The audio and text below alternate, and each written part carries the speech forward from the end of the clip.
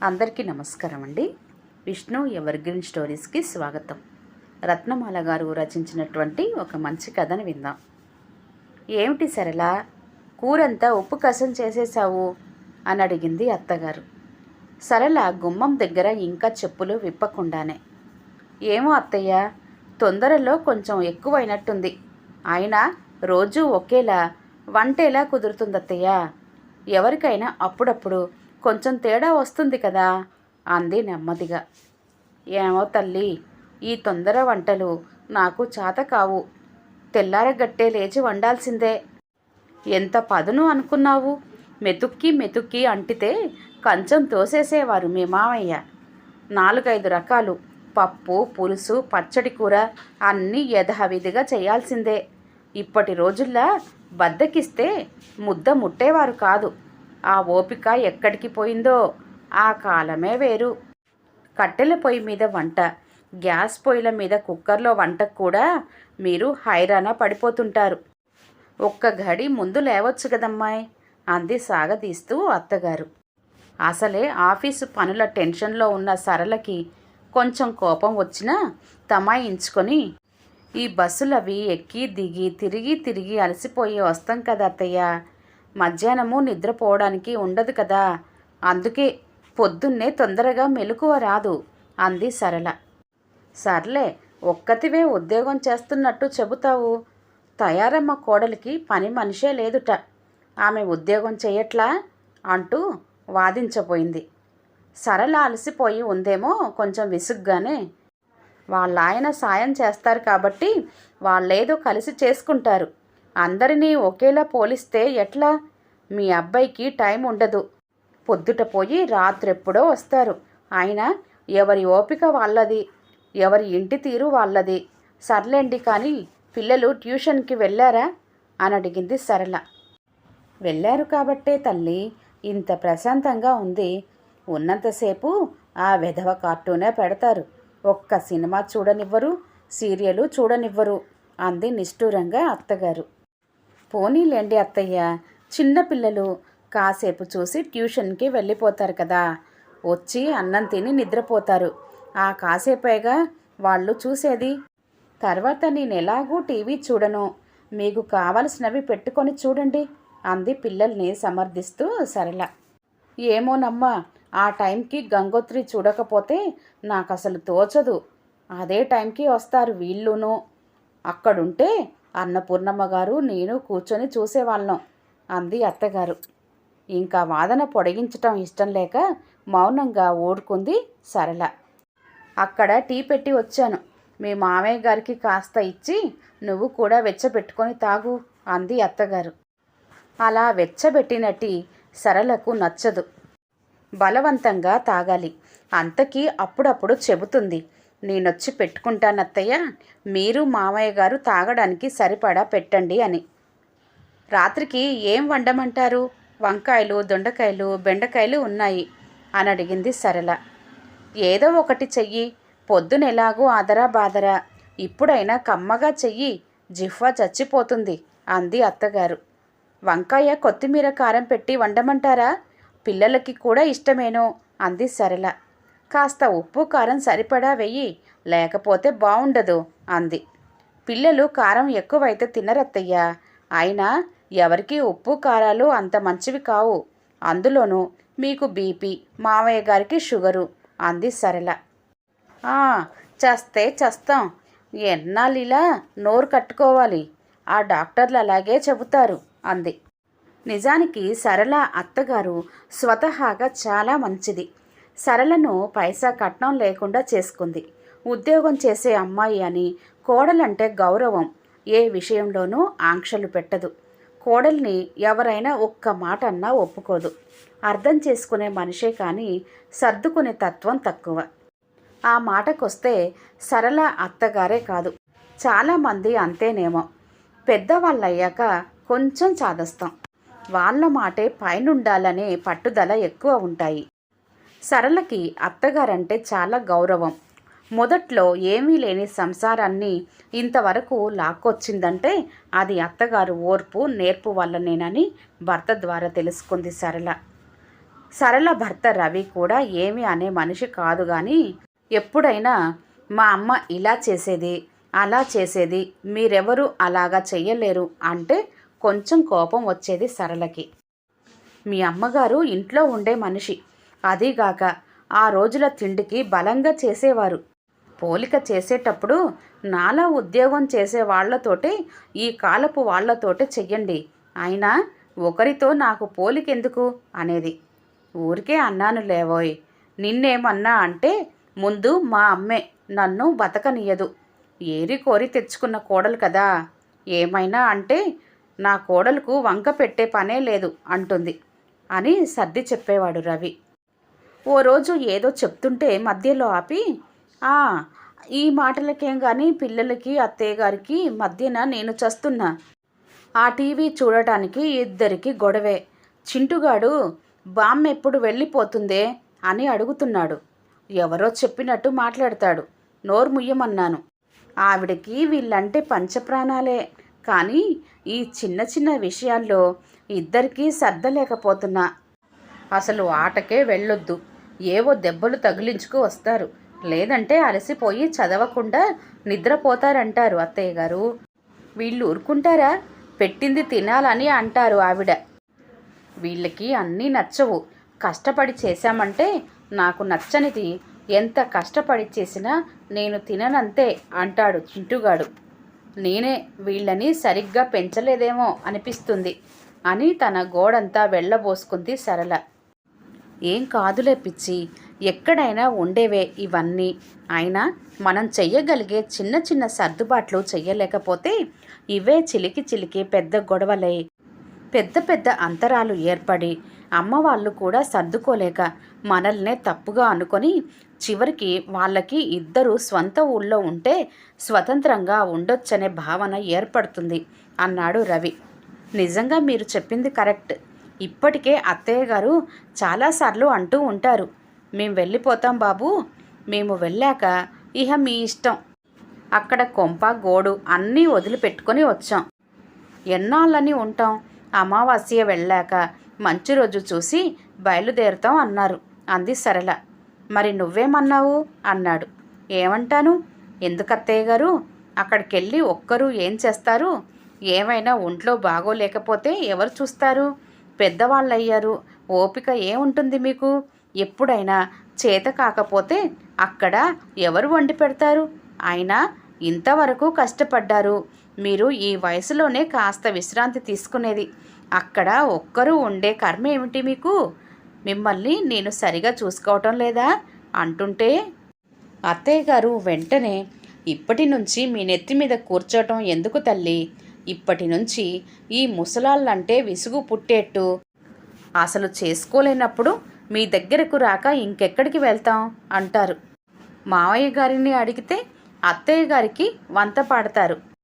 ఎక్కడుంటే ఏమిటమ్మాయి, మీరు వస్తుండండి, మేము వస్తుంటాం అంటారు అంది.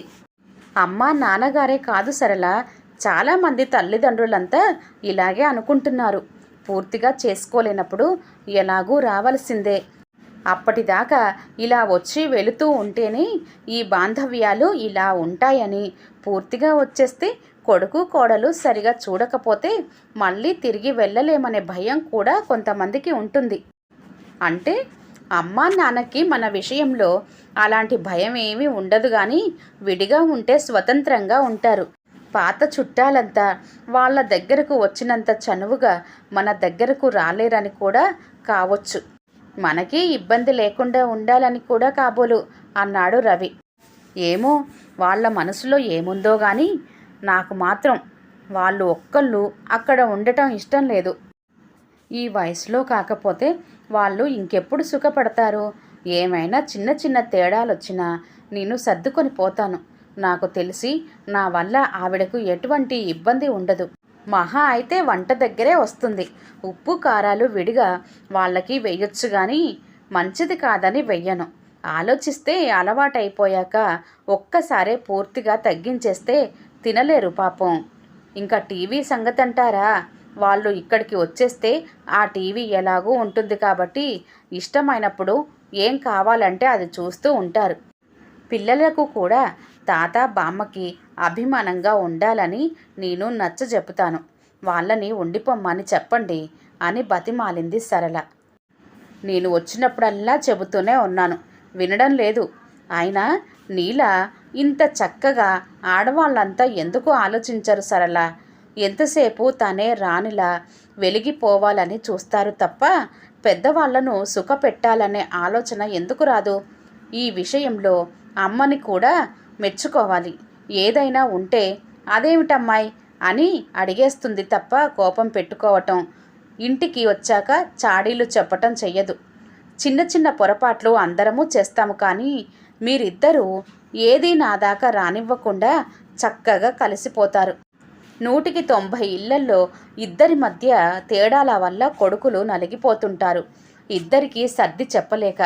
రోజూ కలిసి జీవించాల్సింది భార్యతోనే కాబట్టి భార్య వైపే మొగ్గి తల్లిదండ్రులను నిర్లక్ష్యం చేస్తుంటారు.